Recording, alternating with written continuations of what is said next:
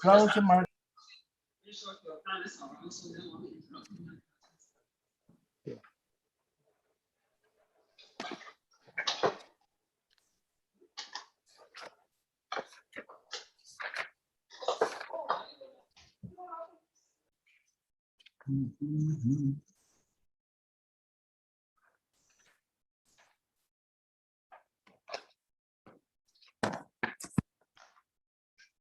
Excuse me.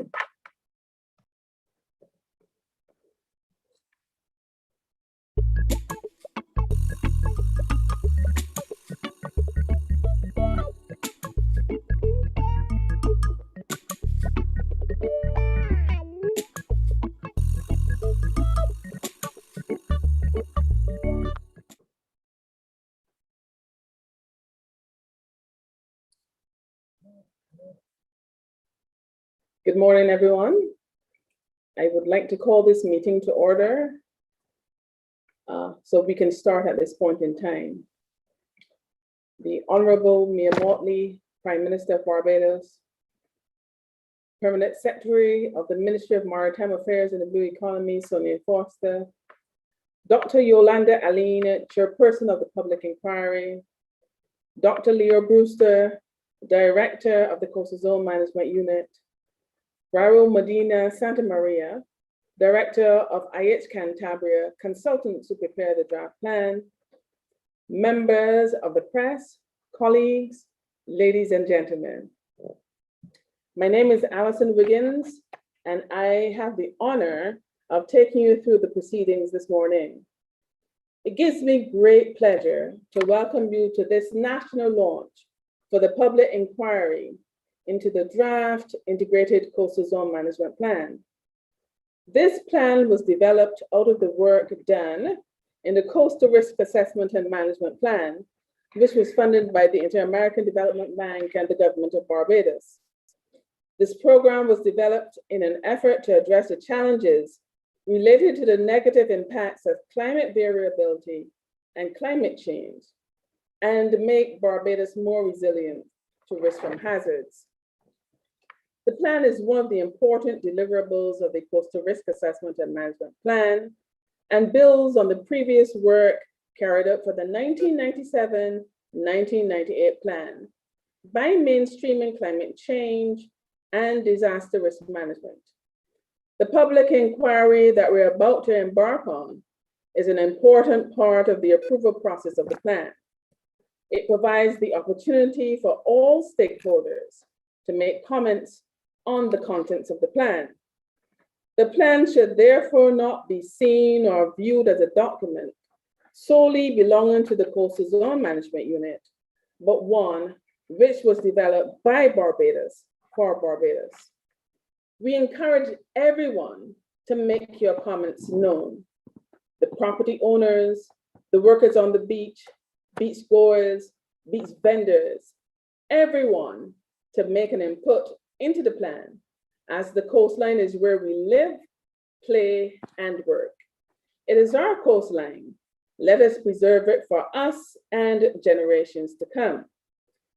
I should note at this point that the public inquiry starts on World Oceans Day, which is tomorrow, June 8th. Let me introduce the persons and the members of the panel at this point in time. We have from the consultants team, Raul Medina Santa Maria, Jonathan McHugh, Maria Marino, Heather Barker, and Renee Gibson. In terms of the technical team for the Coastal Zone Management Unit, we have the director, Dr. Leo Brewster, the deputy director, Antonio Rowe, the project manager, Ricardo Arthur, Ramon Roach is a Coastal Information Systems Manager, Fabian Hines, the Coastal Planner, Richard Saku, Marine Biologist, and Shamari Cave, the Technical Officer. At this point in time, I will hand over to the director who will give his opening remarks. Dr. Brewster. Thank you very much, Alison. Protocol having been established, I would just like to paint a little picture as to where we are, where we came from, and where we're going. Now, the Coastal Zone Management Unit has been in operation for over 35 years. And over that period, there's been a systematic scientific approach to the management of the island's coastline. And this has resulted in the successful completion of 6 components of the IDB-funded Barbados Coastal Conservation Program, starting way back in 1982 to present. Starting out as a small project unit, the Coastal Conservation Project Unit, of only 5 persons, we then became an established office in 1996, deeming ourselves the Coastal Zone Management Unit. And we grew to a point where we had close to 30 persons, the vast majority of which were technical staff with certifications in various fields, up to and including the master's level.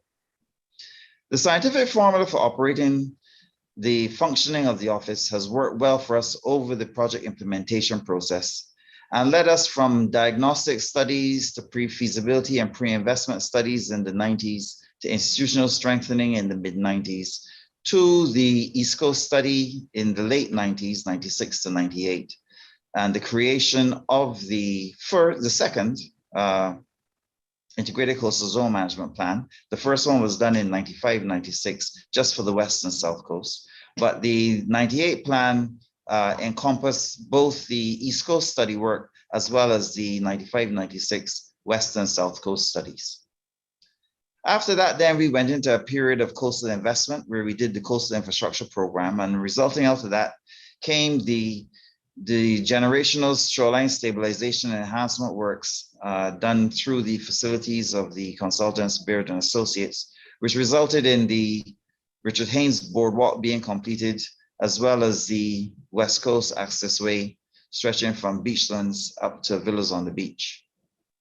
After that, then we rolled into what Alison mentioned earlier, the Coastal Risk Assessment and Management Program, where we look to take the concept of the Coastal Conservation Program to the next level through the integration of vulnerability, hazards, and risk assessments. Now, this project started in 2011, and it had 3 principal components. The first one was the Coastal Risk Assessment, Monitoring, and Management section, where we did extensive baseline studies and oceanographics for nearshore waves, light detection radar, which looks at the bathymetry and the topography for the island, shoreline change studies, sediment transports, a myriad of projects, including geotechnical studies, which in essence speaks to the study of cliff vulnerability along the entire coastline. We then wrapped all that into a comprehensive risk evaluation, where we then looked at multi-hazard mapping and evaluation, vulnerability assessments, risk assessments, and then came up with risk maps, and then put all that into what we call the National Coastal Risk Information Planning Platform, which in essence helps us to better understand and appreciate the data we have and the issues that properties and developments can face along the coastline. We also did extensive work in the coastal infrastructure phase, where we actually looked at the construction of coastal defenses, shoreline stabilization and enhancement works from Villas on the Beach all the way up to Heron Bay on the West Coast again. We also worked on the whole town lagoon water quality improvement program, where we installed a fluidizer at the mouth of the lagoon to aid in the breaching of the sand berm prior to heavy rains. And we also looked at flood risk reduction within the whole town area. As part and parcel of this whole process, we also became very interested in matters speaking to ecosystem-based adaptation, and we developed reef regeneration and construction of non-engineering solutions as a way forward. And we also worked on the establishment of a coral laboratory to try to outgrow corals on land for transplanting into the sea. Now we come to the point where we're at, which is the institutional stability, sustainability for integrated coastal management. That is component 3. And in doing that, we will focus on the integration of coastal risk management through the integration of climate change and disaster risk reduction into the integrated coastal zone management process for islands, for Barbados. Now, small island developing states such as Barbados are increasingly vulnerable to the impacts of climate change. Now, we've been pioneering this transformational approach into our own work since the mid-90s, when we were doing pilot studies on different types of structures that can take place. But to date, we have been more importantly looking at how the impact of climate change can affect our coastline and what needs to be done to ensure it can be integrated for the long-term benefit of the country. In summary, therefore, throughout all the phases of our development, we've stayed consistent to our motto of a coast to be proud of. The updated new plan, which in essence synthesizes all the studies coming out of the Coastal Risk Assessment and Management project, formulates the way forward to defining not only a coastal zone management area for us to be responsible for in terms of management, but more importantly, it defines the coastal zone management area that is going to be more resilient to the future coastal risks that can occur on our shoreline, and to look to optimally adapt the probable impacts of climate change that can affect our shoreline as well. Disaster risk management and climate change adaptations approaches are now going to be part of the mainstream work that we do, and we've broadened our outreach to be working very closely with the Department of Emergency Management. And in this way, we are hoping that there will be a transformational and translational approach to the way how developments can take place on the coastline. And that is all defined in the plan. I encourage the public to go and view the plan. As we said, we have a series of consultations coming up starting tomorrow, 2 every week running until the 1st of July. And we are inviting you to fully participate in the public consultations over the month as we address the 8 coastal segments that make Barbados unique in expanding our integrated coastal zone management policy for Barbados. I thank you. Thank you very much, Dr. Brewster. At this point in time, I'd like to acknowledge the presence of Yuri Shakalal from the Inter-American Development Bank. He was the team leader at the latter part of the Coastal Risk Assessment and Management Program and the former staff member of the Coastal Zone Management Unit. At this point in time, I'd like to hand over to Dr. Yolanda Aline, who has been appointed to overview the public inquiry into the draft Integrated Coastal Zone Management Plan. Dr. Aline. Protocols having already been established, a pleasant good morning to you all. I would like to add a few remarks to Dr. Brewster's comments, just to give further context. And it is estimated that approximately 50% of our population and 95% of our tourism-related infrastructure is concentrated in or near the area defined as the coastal zone. Within approximately 1 kilometer landward of our coastline is a space occupied by many of our employment and historic town centers. At the same time, our nearshore waters are home to critical natural coastal resources, offering a range of essential ecosystem services, including food and coastal land protection. The areas either side of the land-sea interface are zones of intense activity. This is widely recognized as a reality of many Caribbean small developing island states, and Barbados is no different. Integrated coastal zone management is essential to Barbados, with healthy oceans and coastal areas being vital to our economic future. The draft Barbados Integrated Coastal Zone Management Plan is a timely intervention in the context of increasing climate and disaster risks, combined with more coastal development and in the intense use of our marine areas. All of these processes can potentially contribute to increased pollution, ecosystem degradation, threats to community health and well-being, and overwhelming economic losses in the face of more intense natural hazards. The draft Integrated Coastal Zone Management Plan is intended to strengthen our management of our coastal areas. This is a fresh approach to make coastal resources, livelihoods, and businesses within the defined coastal zone management areas, as Dr. Brewster described them, more resilient to coastal risk and adapted to the probable impacts of climate change. The draft plan reflects a long-term strategic approach to physical and economic development planning, which recognizes the integrated nature of natural hazards, climate change, climate variability, and our terrestrial, coastal, and marine environments. For the first time, an integrating disaster risk management and climate change adaptation strategy is embedded in coastal zone management, as Dr. Brewster just presented it to you. This draft plan is intended to manage coastal resources in a sustainable way that reflects the latest understanding of climate and disaster risks. Now is the time for all our residents to become involved in the integrated and coordinated management of our coastal areas. The general public, key stakeholders are all custodians of our coast, and this consultation process is an opportunity for everyone to get involved. Together, let us examine the proposed policy tools and guidelines for coastal areas management and give meaningful feedback to foster sustainable development and integrated and informed decision-making.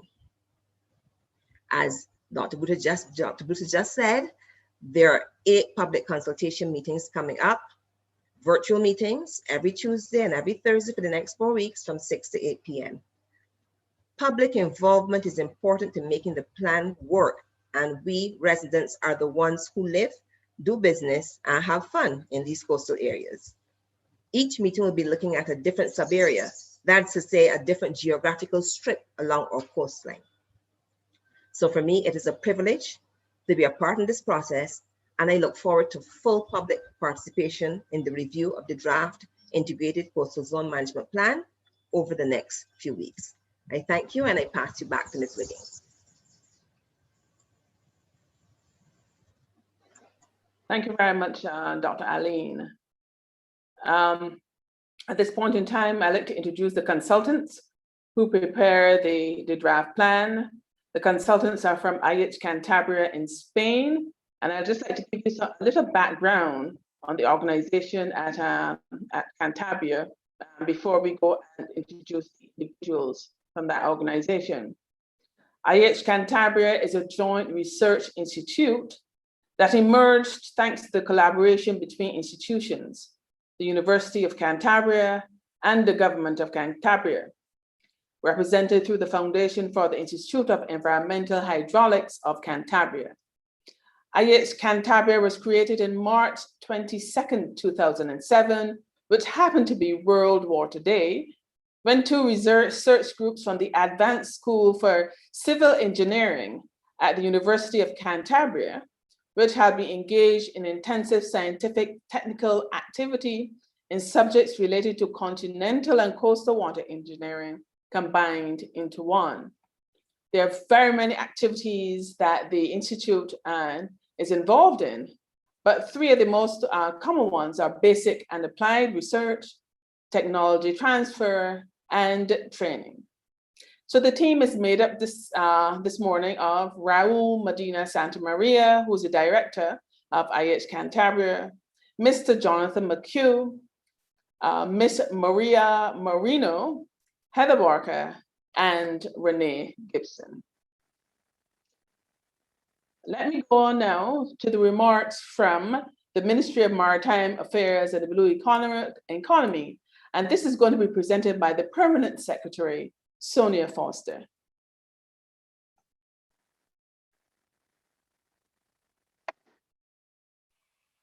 Thank you very much, Alison. Honorable Mia Amor-Motley, Prime Minister, Dr. Yolanda Adding, Chairman, Consulting Team from IH Cantabria, Dr. Brewster and Coastal Zone staff, members of the Project Steering Committee, other distinguished guests, members of the media, ladies and gentlemen, good morning. I bring you greetings from the Honorable Kurt Humphrey, Minister of Maritime Affairs and Blue Economy, who unfortunately could not be here with us due to another commitment this morning. But I bring you his remarks. I'm extremely pleased this morning to address you at the launch of the Integrated Coastal Zone Management Plan, spearheaded by the Coastal Zone Management Unit in the Ministry of Maritime Affairs and the Blue Economy. This is indeed a moment to celebrate as we move a step closer to implementing our plans to not only protect our marine environment, but to ensure that it continues to be resilient, sustainable, and viable. Ladies and gentlemen, we are well aware that outside of our people, our coast, and our sea, are our main assets. Our coast provides support for much of our tourism economic activity. It provides food for our people, and it protects us from erosion. However, this natural asset is being threatened by climate change and climate-related disasters. A recent study has shown that over 70% of our reefs have been negatively impacted by bleaching outbreaks that occurred in 2005. It is not only climate change that is threatening our coast, but also immediate issues such as pollution and damage caused by boat and ship activity. It is therefore only obvious that we must have strategic and comprehensive plans to protect this precious natural resource. The development of the Integrated Coastal Zone Management Plan is a significant achievement for Barbados. The plan aligns with my ministry's and by extension the government of Barbados' mandate of preserving our blue ecosystem through the development of best practices for sustainability and protection of our marine environment. This plan is therefore a critical step as we seek to provide the framework to guide a coordinated and integrated response to coastal zone management. This would allow all of us to be aware of the current situation relating to coastal zone management, our plans to improve it, and the way forward for its development. Today's plan is in part the culmination of a coastal risk assessment and management program which commenced in 2011 by the government of Barbados.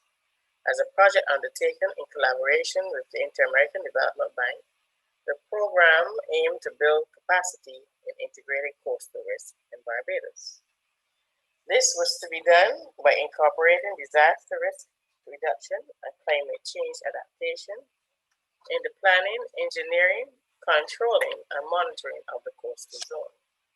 The program, as you would have heard, consisted of three components: coastal risk assessment, monitoring and management, coastal infrastructure, and institutional sustainability for integrated coastal risk management. The plan was the output of the final component relating to this plan was the output of the final component relating to institutional sustainability. It is divided into three main themes: policy and regulatory, capacity building, and stakeholder communication and education. This three-pronged approach will enable us to utilize the plan to strengthen our legislation, our technical support, and our communication strategy relating to coastal zone management. Ladies and gentlemen, I therefore urge you to be fully engaged in these meetings to assist in moving this process forward. All comments, questions, and queries will be considered and will assist in enhancing the plan for coastal zone management. In addition to the 8 planned virtual public meetings, the plan will also be widely circulated to all of our stakeholders and is available online for viewing and feedback.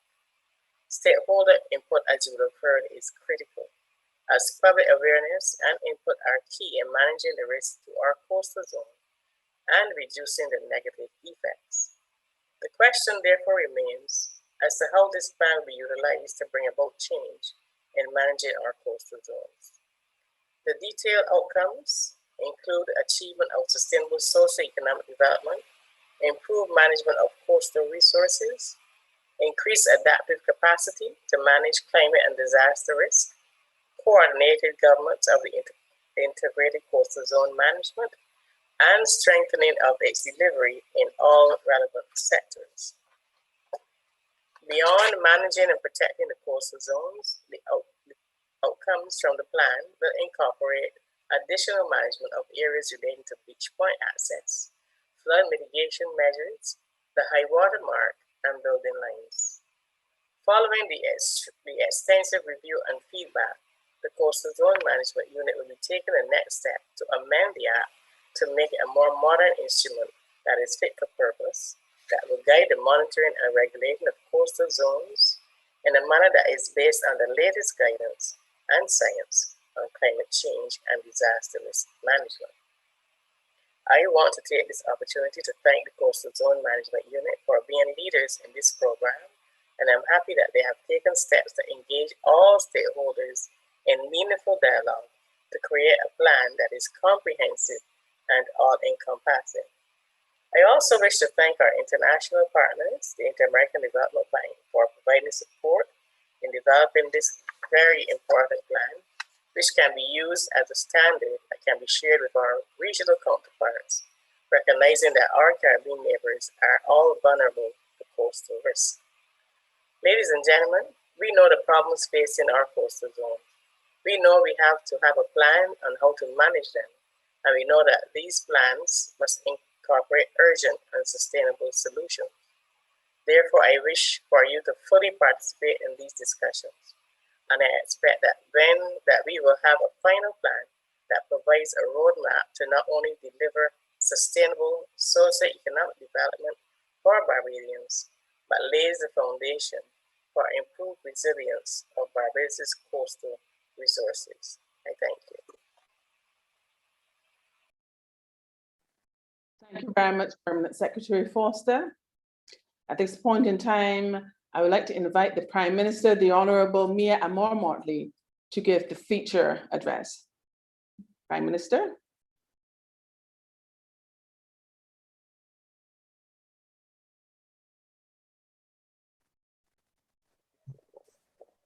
Prime Minister still muted. The Minister still muted. Raul, can your team mute the Prime Minister for me, please? Thank you once again. As I said, I want to thank you for the opportunity to be here this morning with you and to say that I really am here out of fundamental support because, as I've said even before coming to office, our land space is dwarfed by our maritime jurisdiction. And it is for this reason that our government, for the first time, established the Ministry of Maritime Affairs and Blue Economy. We are conscious that the political history of this country reflects that this government, which I lead, as well as previous governments of the Barbados Labour Party, would have been adamant and focused on the absolute need for coastal conservation and protection, with the prelude to the Coastal Zone Management Union having its genesis in 1983, I believe. And why do I say all of this? You heard Dr. Aline just now say that more than half of our population resides within 2 kilometers of the coast, and more than 95% of our tourism-related facilities are located at or near the coast. And the truth is, if you think about it, you'll realize that much of our critical infrastructure, including where water is, where our pump houses are, where the electricity is, our natural gas, our telecoms, our transportation nodes and terminals, all of them are commercial activity, our major health institutions, many of our major educational institutions, including the ministry, our major center of government and cabinet and the defense force. All of these are where? Right next to the coast. And who is next to the coast is within 1 to 2 kilometers of the coast. And that's largely because our modern settlement from the 17th century really depended on what were those links to the outside world. Access to the coastal zone has also been critical for other traditional uses such as fishing and maritime transport. And that is why the notion of an integrated coastal area management must be regarded as critical activity if we are going to be faithful to the concept of sustainable development. Thankfully, due to our location and our geology as a country, Barbados is moderately exposed to hurricanes and tropical storms. I used to have a geography teacher at school in first form who referred to the fact that Barbados young girls was not in the Caribbean Sea, it was in the Atlantic Ocean. And we laughed at her for many, many times when she reflected on this. But the truth is that when you start to look at our exposure to hurricanes, you begin to understand that she was perhaps communicating something far more subtle to us that we did not appreciate as 11-year-old girls. We are highly susceptible as well to the issue of coastal beach erosion and indeed cliff instability. I think we all know about the negative impact which the annual spring tides have on the West Coast. And certainly if you are like me and like to go in the sea, you know then when this is happening, especially around January, February. In addition, low-lying regions of the island, including those in densely populated coastal zones, are often prone to inland flooding. I don't need to remind us of the fate of those who live on or around Murphy's Pasture, or the critical importance of that pump house there by Pelican Village, which, if the pumps are not working, we can regrettably see the flooding of Bridgetown in no time at all. Our tourism plant, our associated public infrastructure, all of these, as I've said, all therefore are associated with a high level of coastal risk. My friends, Barbados, like the rest of our region, and indeed other small island developing states, finds itself confronted with the reality of a global climate crisis and the resultant increased risk associated with climate-related disasters. Let us remember that I think it was Tropical Storm Lily that really didn't cause much onshore damage, but completely devastated our coastal environment. As we sat in a previous government, Bajans could not believe the extent to which the sea, within a matter of hours, had changed so much of our coastline. And we do not regard that as one of the worst climatic experiences in this region. So I need not tell you what is likely to happen should we really see major damage coming from hurricanes. We expect this year, or we're told, and I'm instructed, that there will be an above average hurricane season. Indeed, regional projections suggest that the risk profile of Barbados, having been exacerbated by the climate crisis, will cause us to confront a larger number and more severe coastal hazard threats from this year, as well as new ones that may come as a result of the sea level rise. The Barbados Integrated Coastal Zone Management Plan therefore provides the draft one, provides detailed guidance on general themes that are relevant for activities within the coastal area. It is sought to address it at two levels. One, the national level, and the sub-area to support and advise on how all sectors and the wider society in this country can achieve climate and disaster risk compatible development. My friends, therefore, this draft plan is an important milestone for our nation. It not only provides a framework for all coastal management initiatives, but it presents an opportunity for stakeholders to become more aware of the seriousness of the climate crisis and the developments affecting our nation. I think we use that phrase, climate crisis, almost every day now since I've been in office. And why? Because it is real.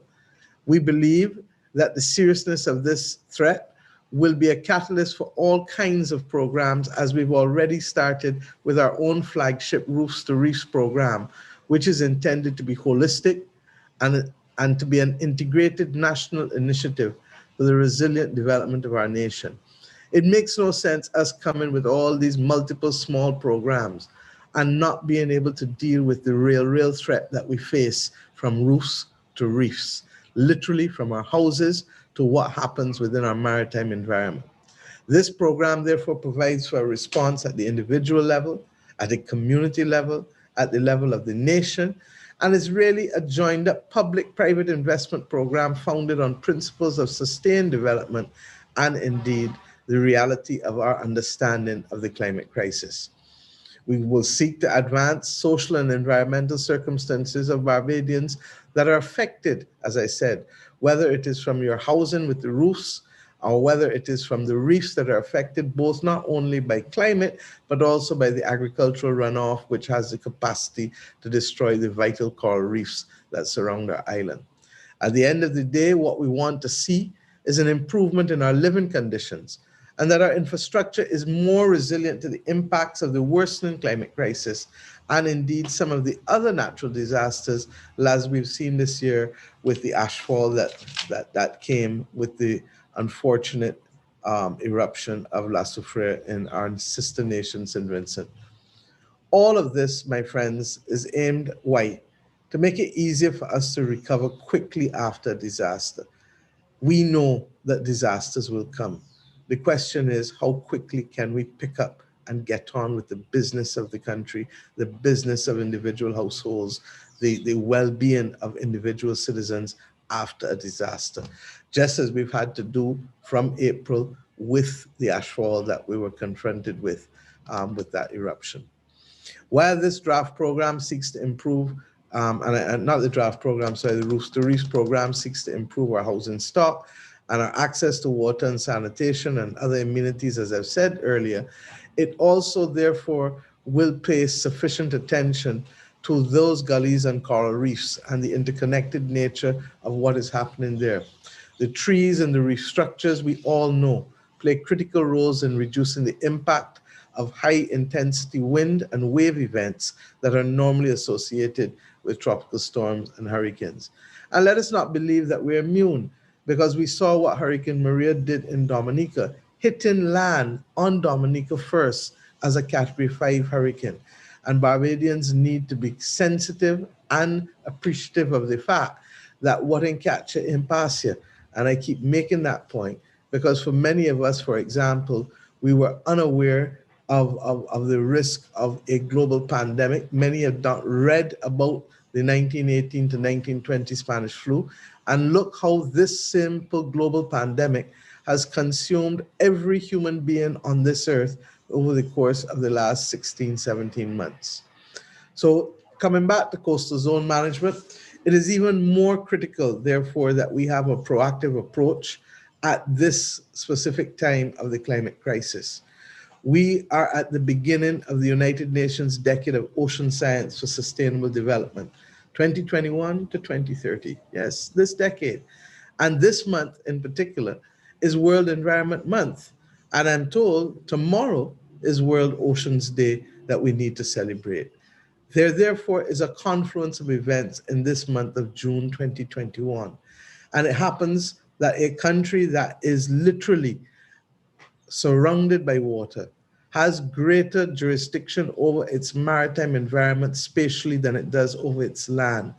We cannot ignore the opportune time that this has brought for us in order to be able to protect our oceans, the life that we have, the marine life in our oceans, but equally how that impacts on how Barbadians and visitors live on this rock and what are likely to be the consequences of the crisis as we come to understand how our lives are changing and what we do changes. People see it more realistically on a day-to-day basis with sargassum weed. You only need to go near the beach to smell it, far less see it, to know that it makes it an inhospitable environment for so many of our citizens in the region who depend on the coastal economy, whether in terms of tourism, as is most evident, or whether in terms of those who have small businesses as beach vendors, as people renting chairs on beaches, as people who are selling food near the ocean. All of this does not equate to a hospitable environment when you have the sargassum weed threatening our shores as it has done over the course of the last few years. I don't want you to leave here, however, thinking that the concept of coastal zone management is something new to us in this country. It isn't. Indeed, over the course of the last, 30 years, Barbados has been involved in the whole issue of environmental advocacy across the hemisphere and across the world. Indeed, Prime Minister Sandiford spoke at the Earth Summit of the Rio de Janeiro, preparing the world for their journey to Barbados, where we settled here next door to where I am now, the Barbados Program of Action in the 1994 Small Island Developing States Conference on Sustainable Development. We also, therefore, would have been a major part of the advocacy leading since then from that Barbados Program of Action through all of the major international initiatives that we have seen. We've also, as a country, concentrated on alternative sources of energy to replace the use of fossil fuels from as early as the early 1970s, and our fiscal policy reflected preferential treatment for those who were involved in solar water heaters in order to ensure a greater uptake among the Barbadian population for this innovative way of heating water. Our public transport system, for a very long time, we have been talking and acting to see where we could remove the negative benefits or the negative, consequences of pollution through vehicular emissions. And indeed, one of the things that we have been most proud of as a government, that we have now started the process of the transformation of our public transport system into electric vehicles and clean energy vehicles. Barbados has already had 33 electric vehicles, which we have, and we expect another 13 or 14 vehicles within another 6 weeks to add to what we have there. We've also been dealing, regrettably, with this vexatious issue of the limited access to water, largely because of us being a water scarce country. All of these things have occupied our attention and the work of government over the course of the last 3 decades. An important achievement, therefore, of the Barbados Program of Action was the agreement on the Climate Change Convention, which in turn then led to the Kyoto Protocol, and then, of course, to the very famous Paris Agreement, which now governs much of our activities globally as we move into COP26 in Glasgow later this year. My friends, the last 3 decades, therefore, has been an important space for us, but regrettably, we have not seen the pace of progress that small island developing states expected to see, needed to see, in order to protect both our land and our maritime environments from the negative aspects of this climate crisis. What have we learned over the years? That a collective agreement, even when we achieve it, therefore, is not the final answer.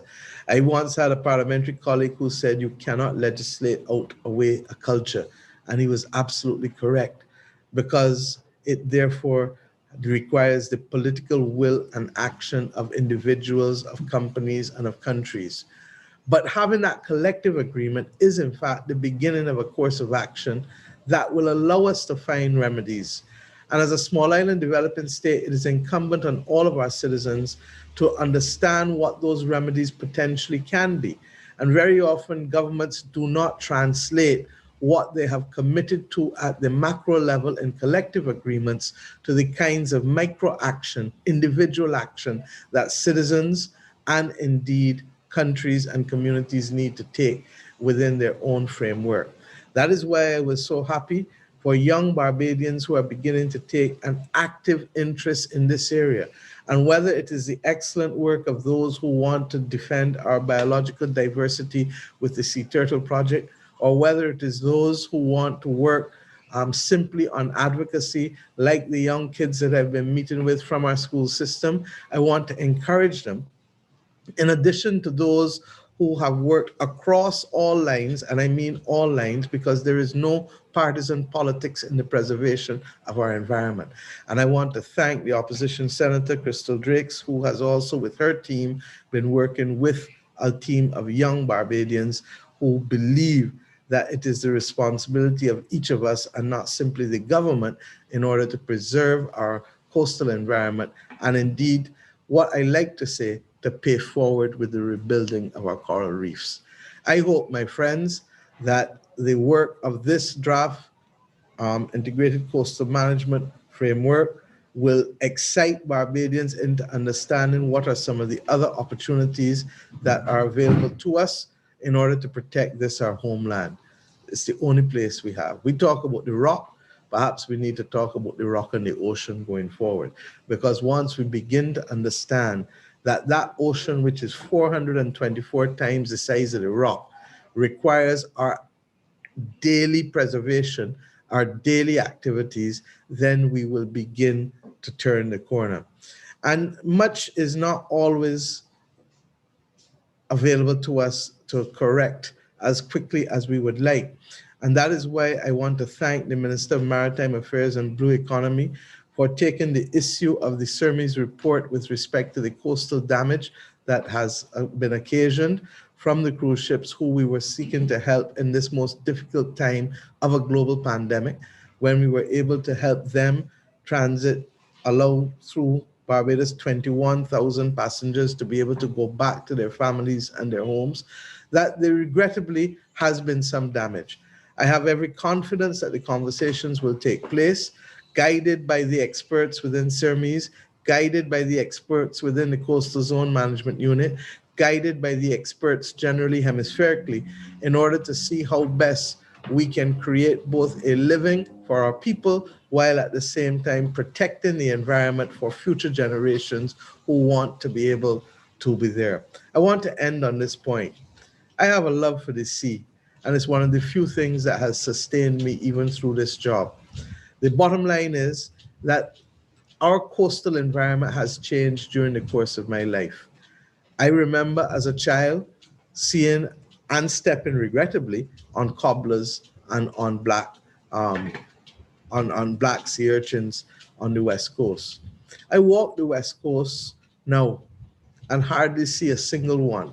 Do not have to fear as I did as a young child. And I ask myself, how did we reach here?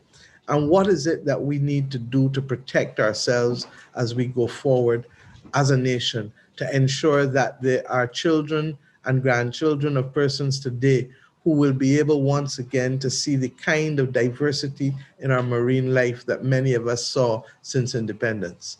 I also ask us as we close to be aware of that most valuable tool, the encrypt document that has been financed for us by and facilitated for us by the Inter-American Development Bank, and that allows us to be able to appropriately assess our risk and the hazards that we face across individual districts. The bottom line is that that study literally will tell us whether a particular district is vulnerable to a tsunami or to floods or to wind or to a marine oil spill. All of these things are critical if we are to prepare for protecting ourselves and protecting those who have investments in those areas. At the same time, we have to recognize that there is something and an assessment that requires that where people are prepared to take individual risks that don't have a large public fallout, then we must be prepared to work with persons, because at the end of the day, development in our context is balanced and does not cause us to literally hone in or zoom in on any one particular area to the exclusion of all others. We're conscious that the updating of the various risks has to be done, and that the last update came a few years ago, which means that we need to be able to review both our built environment as well as our physical environment in order to see where the greatest damage is likely to come, depending on the particular circumstance that we will face. My friends, this is a major, major issue, because we know that if we get a 100-year storm and 100-year flooding, that we could lose as much as 30–40% of our GDP in one going down. This may seem small to those who worry about the impact of a Maria on Dominica, where they lost 226% in one night. For us, my friends, however, to lose 30–40% of GDP in 24 hours will literally cause us to be brought to our knees. And let me put it in context. Last year, because of this pandemic, our economy declined by just about 18%, almost just above half of what we could face in a 100-year event that is a flood. So I want to thank all who have brought us to this moment in time. I want to thank those who continue to recognize that it is not just the traditional maritime risks that we need to be conscious of. I will carry you, if you want, to parts of St. John, to an area called Glen Burnie, where I've seen physically with my own eyes over the course of the last 2 decades, where aspects of our wonderful cliffs and rocks out there have literally gone into the sea, never to be seen by anyone again. And therefore, for those who feel that this is an academic subject, let us know that there are those of us who have seen the consequences of erosion, have seen the consequences of flooding, have seen the consequences of the climate crisis upon our daily existence and ultimately upon the development needs of this country. This process of consultation is how we do business and is who we are. And I invite Barbadians to have an active role. There are some things I myself have a difficulty with in the plan, and I therefore look forward to us being able to have that consultation with the broader public, but equally with the planners who are at the center of the actions that must flow from this plan. I wish all of you continued success in your engagement. And I say simply to you, the only reason Minister Humphrey is not here is because he is welcoming persons for us this morning from our first cruise call of vaccinated passengers that has come in this awful COVID-19 pandemic era, where everything that we've come to value and need has changed upon us. And I ask you therefore to excuse him from his presence. Both of us could not be in the same place this morning, and I told him that I wanted to be with you, and therefore he had to go and meet with the other persons. So thank you for that opportunity. As you consult, let us remember, no voice is too small, no question that any Barbadian or any resident or visitor raises is unimportant. Why?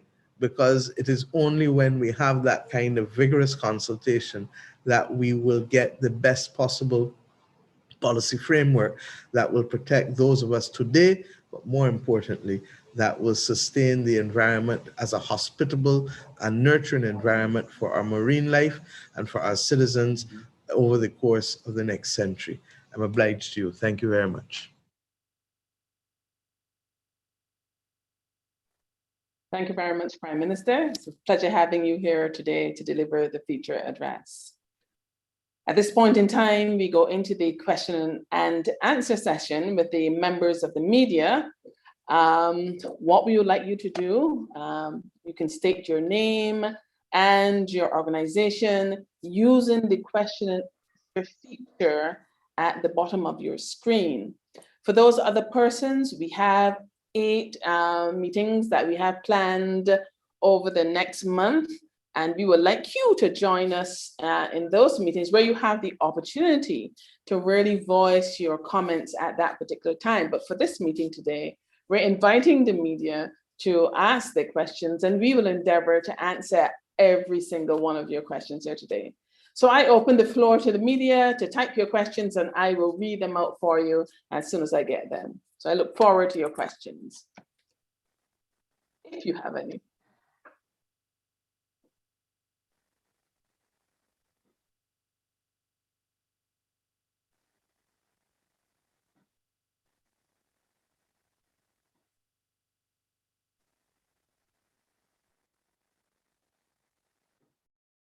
So far, I haven't seen any questions at this point in time.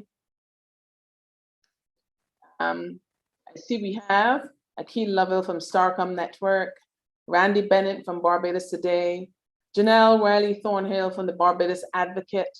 We also have, I'm just looking for the names, if I can find any of the names. Irika, is that it? Irika Louis from the Nation newspaper. Any questions from any one of you? Have you been very clear then?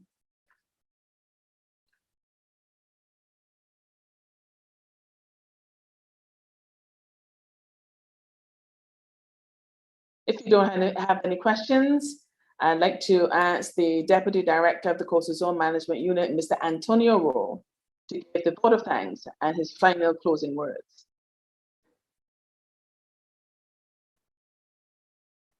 Antonio?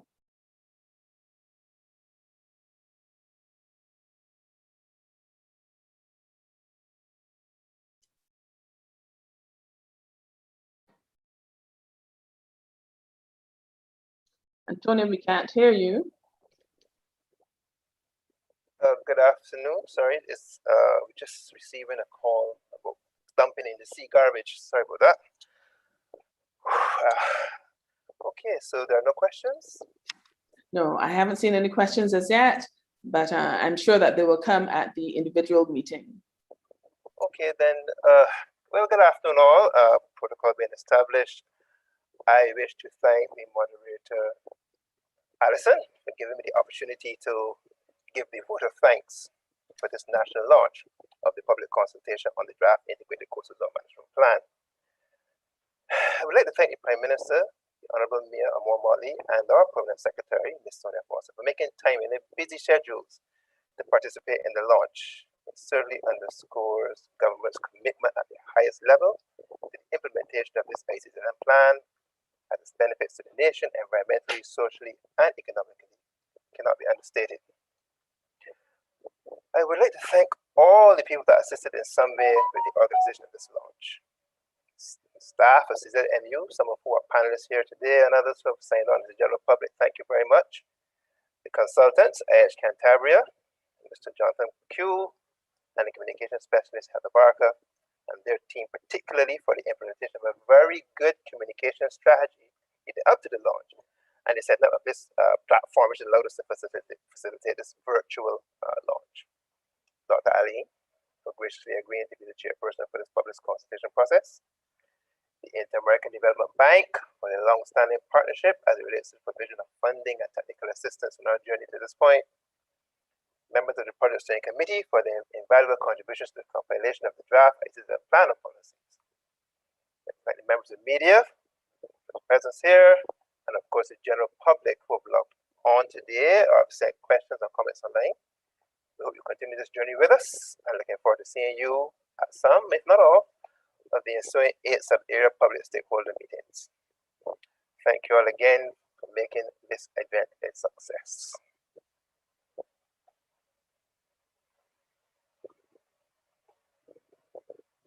Thank you, Antonio.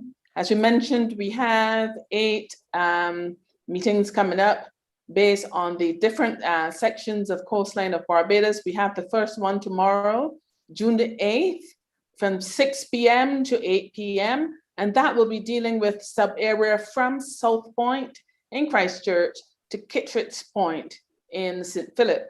So we look forward to seeing you at the sub-area meetings. We have them on the 8th of June, the 10th, the 14th, the 17th, the 21st, the 24th, and the 28th of June, and on July the 1st. I'd like to point you to our website so that you can see which one you would like to attend and make sure that you have your comments ready. We really look forward to seeing all of you at our sub-area meetings and to conclude the public inquiry. I thank you very much for attending here today, and I thank all of you. But I know that you're going to have some wonderful comments to give us in the next couple of weeks. Have a good afternoon, and thank you once again.